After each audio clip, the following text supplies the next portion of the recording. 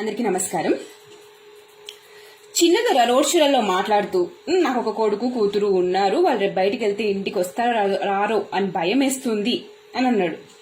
దొరా, నువ్వు ఒక మినిస్టర్వి, పైగా సీఎం కొడుకువి. అది కాకుండా కొన్ని రోజుల్లో నిన్ను సీఎం చేద్దాము అని అనుకుంటున్నారు.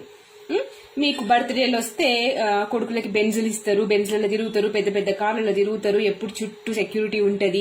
అంత సెక్యూరిటీలో తిరిగే మీకే భయం వేస్తే ఒక సామాన్య మహిళగా నాకు ఇంకా ఎక్కువే భయం వేస్తుంది. బైన్సాలో రాత్రికి రాత్రి 40 హిందువుల ఇల్లు తగలపడితే పోరగాళ్ల దాడి అని తీసి పాడేసి ఎలాంటి చర్యలు తీసుకోలేదు మీరు. రేపటి నాడు ఎంఐఎం మేయర్ పదవిలో కూర్చుంటే హైదరాబాద్ లో ఇలానే జరిగితే మమ్మల్ని బైన్సా వాళ్ళలానే గాలి కొదిలేస్తారని, నిజాన్ని సమాధి చేయడానికి వెనకాడరని మాకు భయమేస్తుంది.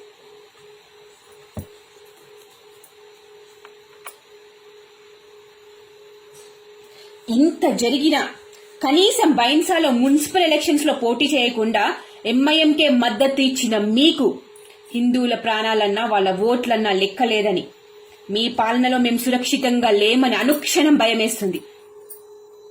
మొన్నటికి మొన్న గణేష్ ఉత్సవాలలో మండపాలు పెట్టుకోనివ్వలేదు సరికదా, కేసులు పెట్టి బెదిరించి మండపాలు కూలగొట్టి మా పండుగలు చేసుకోనివ్వలేదు. ఇది అందరికీ తెలిసిందే. కానీ వెంటనే మొహరం వస్తే హైకోర్టు తీర్పు ఇచ్చాక కూడా వేల మందితో జులుసు తీశారు. అది కూడా పోలీసులే రక్షణ కల్పించి మరి. రేపటి నాడు మా పండుగలని పూజలని ధైర్యంగా చేసుకోగలమా అని భయమేస్తుంది.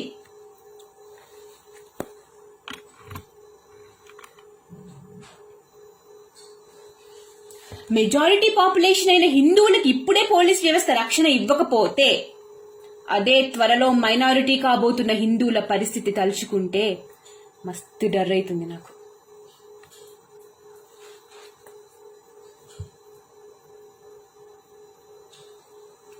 పదిహేను నిమిషాల్లో హిందువుల్ని చంపేస్తా అని మళ్లీ మళ్లీ ప్రతి స్పీచ్ లో గుర్తు చేస్తూనే ఉంది ఎంఐఎం పార్టీ. వీళ్ళకి హిందువులంటే నరాల్లో ద్వేషం. అలాంటి దేశద్రోహ పార్టీతో ఫ్రెండ్షిప్ చేస్తూ వాళ్ళ చేతిలోనే మీ కార్ స్టీరింగ్ పెట్టారు. రేపు తెలంగాణలో హిందువుల పరిస్థితి ఏంటా అని నాకు భయమేస్తుంది. అంతేకాదు, ఎలక్షన్స్ వస్తే డెవలప్మెంట్ కోసమే అసలు ఏం మాత్రం కూడా మాట్లాడరు ఎంఐఎం పార్టీ. ఏం మాట్లాడతారు? కేవలం శ్రీరాముణ్ణి సీతమ్మని బండ బూతులు తిడతారు, మన దేవుళ్ళని తిడతారు, మన ధర్మాన్ని తిడతారు, మన బతుకమ్మని హేళన చేస్తారు. కనీసం టీఆర్ఎస్ పార్టీ ఎప్పుడన్నా వాళ్ళని ఖండించిందా, ప్రశ్నించిందా, అలా అనద్దు అని చెప్పిందా? బొందుగాలలా మారిన మీ చేతిలో ఎక్కడ మళ్లీ తెలంగాణ ఆడబిడ్డలు నగ్నంగా బతుకమ్మ ఆడాల్సి వస్తుందో, మళ్లీ రజాకర్ల రాక్షస పాలనను అనుభవించాల్సి వస్తుందో అని చచ్చేంత భయం వేస్తుంది. తెలంగాణ విమోచన దినోత్సవాన్ని జరపడానికి రజాకర్లకి భయపడే మీ పిరికితనాన్ని చూస్తే భయమేస్తుంది. హిందువులు పూజించే గోమాతని బక్రీదప్పుడు చంపుతుంటే పోలీసులే దగ్గరుండి వాళ్ళకి బందోబస్తు ఇస్తే ఏం చేయాలో అర్థం కాక మాకు భయమేస్తుంది మిమ్మల్ని చూస్తే. ఒక ఎంఐఎం లీడరే దళిత అమ్మాయిని రేప్ చేస్తే నోట్లో ఫెవికాల్ పెట్టుకొని కనీసం ఖండించలేరు. ఇంకో పక్క రోజు రోజుకి లవ్ జిహాద్ కేసులు పెరుగుతున్నాయి. హిందువుల మాన ప్రాణాలంటే లెక్కలేని మీ పాలనలో తెలంగాణ ఉన్నందుకు మాకు భయం వేస్తుంది.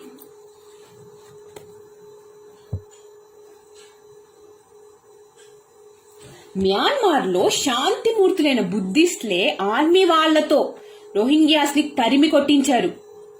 వాళ్ళ తరిమి కొట్టబడుతున్నా కూడా దొరికిన వాళ్ళని దొరికినట్టు నరుక్కుంటూ తప్పించుకొచ్చారు. వీళ్ళ జనాభా ఇప్పుడు హైదరాబాద్ లో చాప కింద నీరులా పెరిగిపోతుంది. These Rohingyas are the most dangerous species on earth, mark my words. వాళ్ళకి ఇక్కడ ఫుట్బాల్ టీం ఉంది, యూట్యూబ్ ఛానల్ ఉంది, Aadhaar card, PAN card, voter card అన్ని ఇచ్చి మేపుతున్నారు. వాళ్ళు అక్కడ మ్యాన్మార్ లో సృష్టించిన మారణ హోమం తలుచుకుంటేనే మాకు వణుకు పుడుతుంది, నాకు భయం వేస్తుంది. ఇలాంటి వాళ్ళ ఓట్ల కోసమేగా మీరు సిఏఏని, ఎన్ఆర్సీని అడ్డుకుంటున్నారు.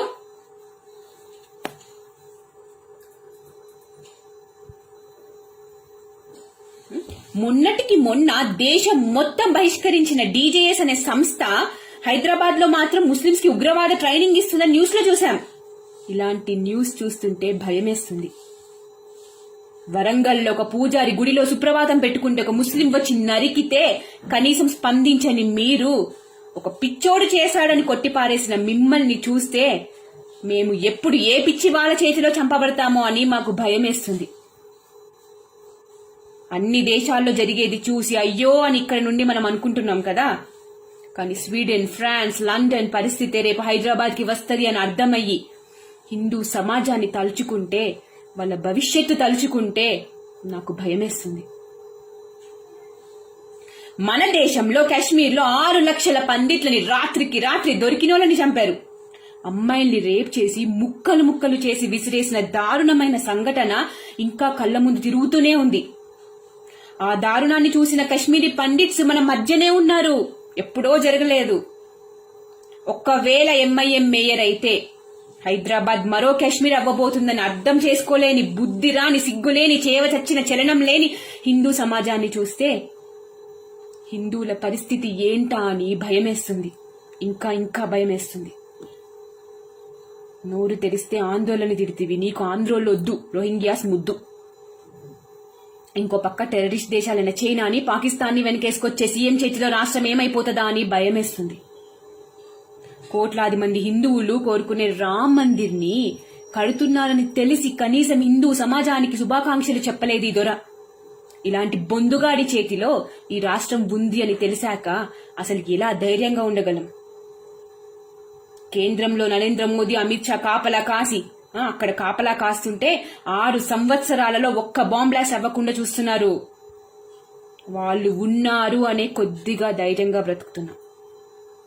బైన్సా, ఫాల్గర్ సాధుస్, ఢిల్లీ లించింగ్, బెంగళూరు రైట్స్ లో ఎవరు మానవహోమం సృష్టించారో తెలిసి ధైర్యంగా ఏ హిందువు అయినా ఎలా ఉండగలడు? ఏంటి ఫ్రెండ్స్, మీకు భయం వేయట్లేదా?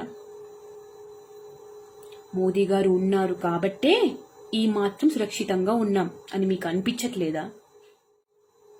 మెజారిటీ అయిన హిందువుల మనోభావాలకి లెక్కలేని ఈ బొందుగాళ్ళు మనకు అవసరమా?